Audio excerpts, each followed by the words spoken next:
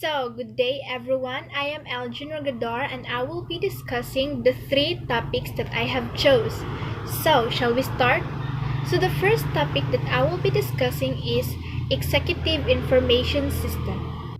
Generally, Executive Information System is a type of management support system that facilitates and supports senior executives.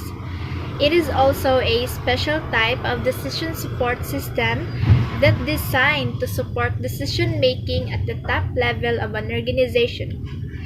This provides a means of information to be accessed, created, and analyzed on demand to high-level executive using personal computers, local area network, mini computers, or a centralized mainframe. Executive Information System can directly aid and support some business decisions.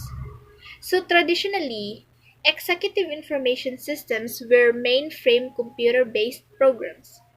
The examples of Executive Information System are digital dashboard with real-time view of firm's financial performance, such as working capital, accounts receivable, accounts payable, cash flow, and inventory.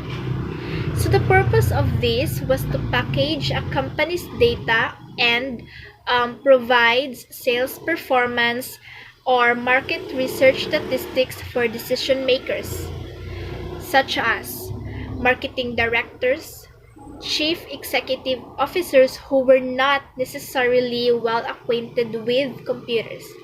Note that it only provides data that supportive executive level decisions, not really all company. Executive information systems and data warehousing technologies are actually converging in the marketplace.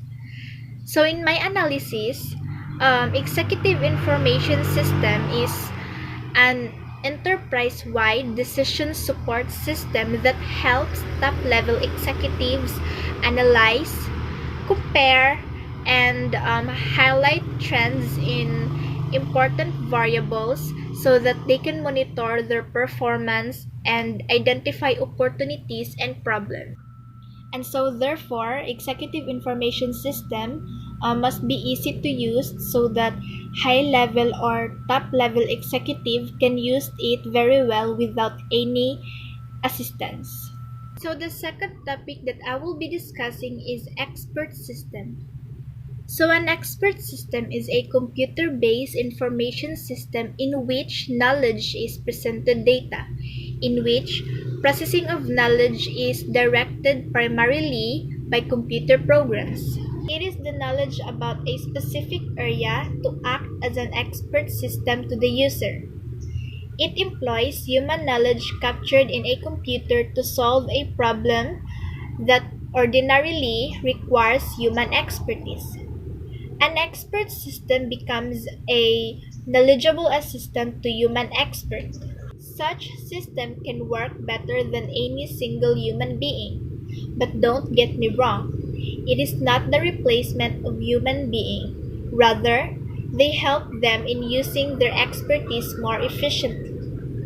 An expert system provides decision support to managers in the form of advice from an expert in a specific problem area such as medicine, physical science, and business.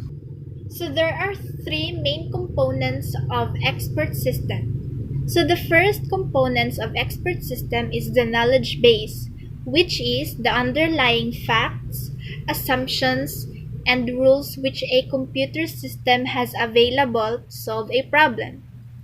The second component of expert system is the inference engine. It is a component of the system that applies logical rules to the knowledge base to deduce new information. The last component of the expert system is the user interface, which is the part of the system that takes in the user's query in a readable form and passes it to the inference engine. The examples of expert systems are: first, Mycin, which was based on backward chaining and could identify various bacteria that would cause acute infections.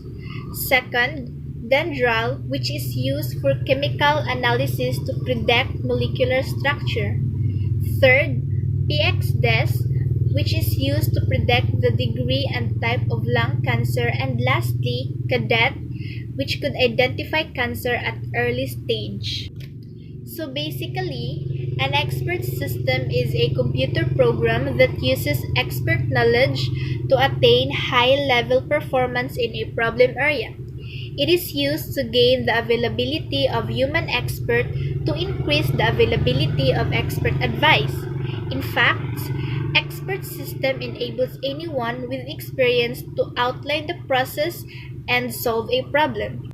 Once this has been done, the outline can be used to generate a series of questions that can lead a non-expert to solve environmental problems. So expert systems have been used to solve a wide range of problems in domains such as medicine, mathematics, engineering, geology, computer science, business, law, defense, and education.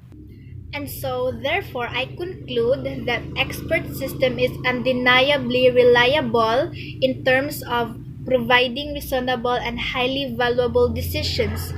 Knowledge and experiences from a human expert can lead to the critical decision making in achieving success. So the third and last topic that I will be discussing is transaction processing system. So transaction processing system, or TPS, is a set of information which processes the data transactions in database system that monitors transaction programs. The system is useful when something is sold over the internet. It allows time delay between when an item is being sold to when it is actually sold. So transaction processing system must be able to easily be accessed by authorized employees so that information in the TPS can be retrieved. The information that goes through a TPS must never be deleted so that there will no any confusions of what orders have gone through it. It is a good idea to have a backup hard drive so that the older information can still be retrieved, but will not slow down the server which houses the TPS. So there are actually benefits of transaction processing system. So the first benefits of transaction processing system is it allows sharing of computer resources among many users. Second is it shifts the time of job processing to when the computing resources are less busy. So aside from the benefits, there are also disadvantages of this transaction processing system. So the first disadvantages is that they have relatively expensive setup cost. Second, there is a lack of standard formats. And third, hardware and software incompatibility. So the examples of transaction processing system includes sales, order entry, payroll, shipping records, or ticketing booth or office. For example, a sporting event ticket while the customer is filling out their information to purchase the seat ticket. The TPS or the transaction processing system is holding the ticket so that another customer cannot also buy it. It also allows for a ticket not to be sold to two different customers. So there are two main types of transaction processing system.